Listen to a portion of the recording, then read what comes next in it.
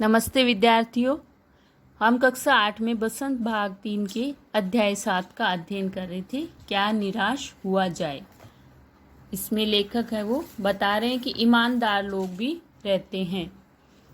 हम सिर्फ भ्रष्टाचार और जो बेईमान लोग होते हैं उनके ही बातें सुनने में पढ़ने में देखते हैं, लेकिन ईमानदारी का कहीं नाम नहीं है। तो लेखक एक घटना बता रहे हैं कि वो बस में बैठे हैं, बस खराब हो गई है, उनके साथ उनका परिवार भी है, लेकिन बस कंडक्टर है वो उतर कर साइकिल लेके कहीं जा रहा है। तो सब लोगों ने यही सोचा कि यहाँ पे लूटपाट होती है और लोगों को लूटा जाता है, इसलिए बस रोकी होगी। और सब लोग पानी पानी, बच्चे हैं वो पानी पानी चिल्ला रहे थे और सबको डर लग रहा था कि ये सुनसान घाटी में बस को रोक के पता नहीं कंडक्टर कहाँ चला गया है।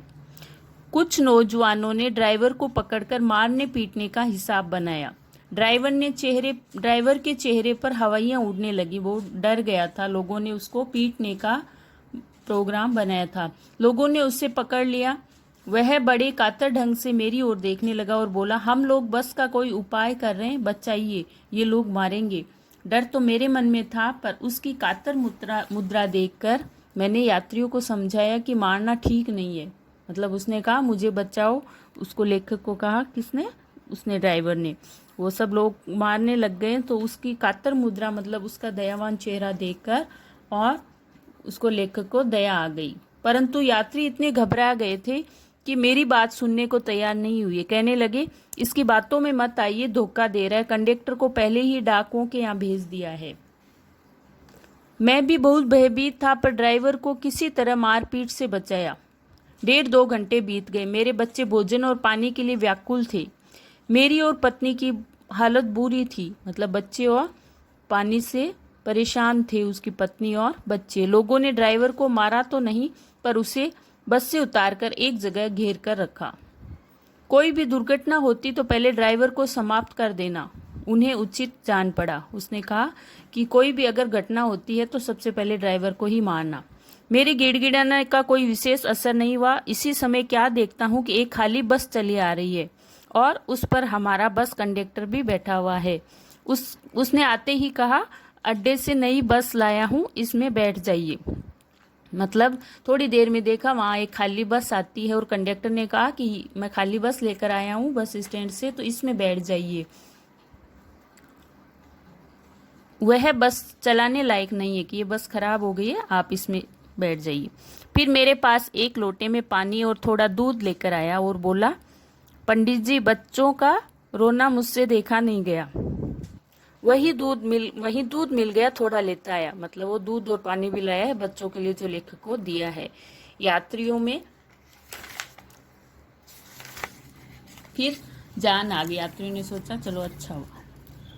सबने उसे धन्यवाद दिया, ड्राइवर से माफी मांगी और 12 बजे से पहले ही सब लोग बस अड्डे पहुंच गए। कैसे कहूं कि मनुष्यता एकदम समाप्त हो गई। कैसे कहूं कि लोगों में दया माया नहीं रह ही नहीं गई। जीवन में जाने कितनी ऐसी घटनाएं हुई है जिन्हें भूल नहीं सकता। मतलब लोग तो यही सोचते हैं कि जो बेईमान लोग हैं, लेकिन अच्छे लोग भी हैं। लोगों ने ये सोचकर अगर ड्राइवर को वो पीट डालते तो क्या होता, लेकिन अच्छे लोग हैं, ये भावना लोगों के मन से निकल चुकी है। तो लेकर कहते हैं, कैसे कहूँ कि मनुष्यता एकदम समाप्त हो गई। कैसे कहूँ कि लोगों में दया माया नहीं रही है। मतलब ऐसी घटनाएं भी है जिसको हम भूल नहीं सकते हैं। ठगा भी गया हूँ, धोखा भी खाया है बहुत, परंतु बहुत कम स्थलों पर विश्वासघात नाम की चीज मिलती है। केवल उन्हीं बातों का हिसाब रखो जिसमें धोखा खाया है, तो जीवन कष्टकर हो जाएगा। मतलब जहाँ धोखा मिला वो बातें याद रखेंगे तो जीवन है वो कष्टमय दुखपूर्ण हो जाएगा।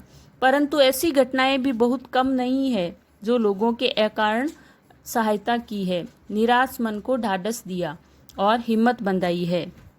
कविवर रविंद्रनाथ ठाकुर ने अपने प्रार्थना गीत में भगवान से प्रार्थना की थी कि संसार में केवल नुकसान ही उठाना पड़े, धोखा ही खाना पड़े, तो ऐसे अवसरों पर हे प्रभु मुझे ऐसी शक्ति दो कि मैं तुम्हारे ऊपर संदेह न करूं।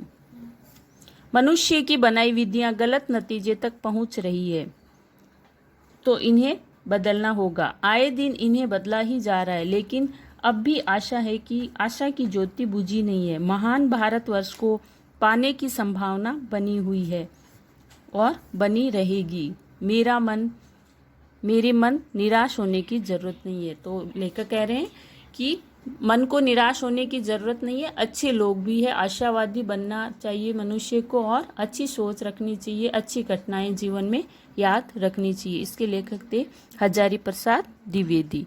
तो ये पाठ आप फिर पढ़ना वापस से और याद करना। धन्यवाद।